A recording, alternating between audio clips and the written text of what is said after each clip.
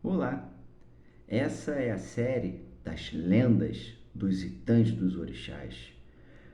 Bastante informação para a gente refletir, para a gente pensar sobre uma cultura que existe há milhares de anos, com poucas transformações, é verdade, mas que sempre dão uma promoção para o desenvolvimento moral de quem conhece, de quem busca conhecer. Então, Ogum dá aos homens o segredo do ferro. No início dos tempos, os instrumentos utilizados pela humanidade e até pelos orixás eram precários. Na terra criada por Obatalá, em Ifé, um grande reino, os orixás e os seres humanos trabalhavam e viviam em igualdade. Todos caçavam e plantavam, usando frágeis instrumentos feitos de madeira ou de pedra, e por isso todo o trabalho exigia uma dose extra de esforço. Bom, com o aumento da população do reino de Ifé, a comida começou a escassear. Era necessário plantar em uma área maior. Os orixás então se reuniram em assembleia para decidir como fariam para remover respeitosamente as árvores do terreno para plantar uma área maior para sustentar a humanidade. Bem, Ossan, o orixá das ervas, das matas, não é? Se dispôs a ir primeiro limpar um terreno aonde as plantas, não é? Elas não tinham tanta importância medicinal. Eram aquelas plantas que eles usavam realmente a madeira para a construção de casa, criar o fogo. Então, como ele era uma entidade vinculada às matas, ele falou assim, vou primeiro, certo? E ele levou apenas um instrumento frágil que se quebrou rapidamente e ele não foi bem sucedido. Por quê? O trabalho que ele executava com sua ferramenta não era suficiente para o montante do serviço a ser executado, com grandes árvores, árvores colossais, né? Até mesmo rochas que deveriam ser removidas. Do mesmo modo, todos os outros orixás tentaram, Oboloaê, Oxóssi, Inhansã, né, Xangô, todos eles tentaram contribuir para aquele projeto, mas eles fracassaram mediante o desafio.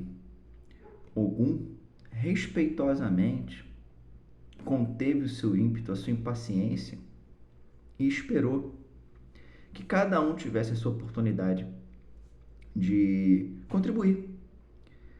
Ogum conhecia o segredo do ferro. Não tinha dito nada, só estava observando, esperando se os outros irmãos, os outros parentes dele iriam ter êxito. Ele então pegou o seu grande facão de ferro, foi até a mata, aquele bosque, e rapidamente começou a roçar, a limpar o terreno, conseguindo derrubar até mesmo, com um certo esforço, obviamente, as maiores árvores cujas sementes tinham sido removidas por Ossan para serem replantadas em outro lugar. Os orixás, admirados com aquela ferramenta, perguntam a Ogum que material era feito aquele facão. Ogum então responde que aquele era o ferro, e o ferro havia sido elaborado, trabalhado, moldado com o conhecimento que ele tinha adquirido de Orunmilá.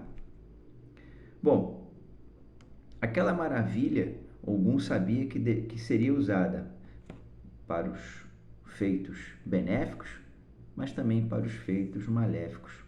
Por isso ele tinha a disciplina do uso daquele material.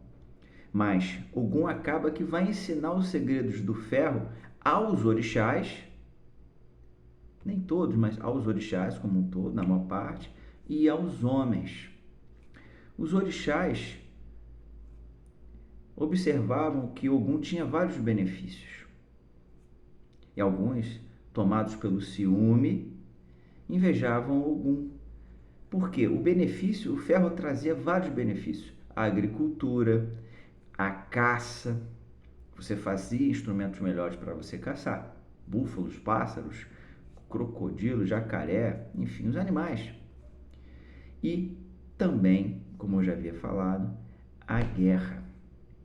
Por muito tempo, os orixás importunaram Ogum para saber o segredo do ferro, mas ele mantinha o segredo só para si. Os orixás decidiram então oferecer um reino em troca do conhecimento do ferro. E Ogum aceita a proposta. Os humanos também vieram até Ogum e pediram conhecimento do ferro. Bom, Ogum, já ciente do que seu conhecimento já estava disperso pelo mundo, ele passa à humanidade o conhecimento da forja, o conhecimento do ferro.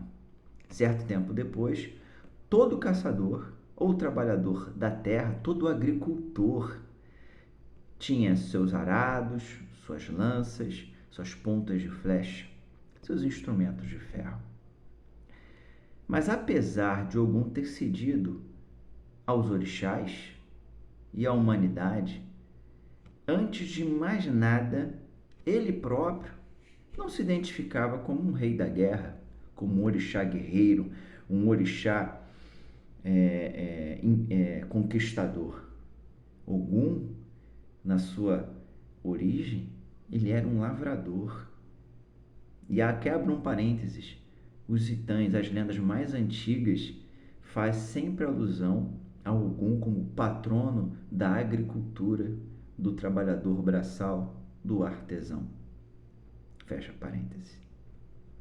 Certa ocasião, Ogum saiu para caçar e passou muitos dias fora, numa difícil temporada de caça. Quando voltou para sua casa, estava sujo, maltrapilho, coberto de peles e coberto de carcaça dos animais caçados. Os orixás não gostaram de ver o seu líder naquele estado sujo, coberto de sujeira, da estrada.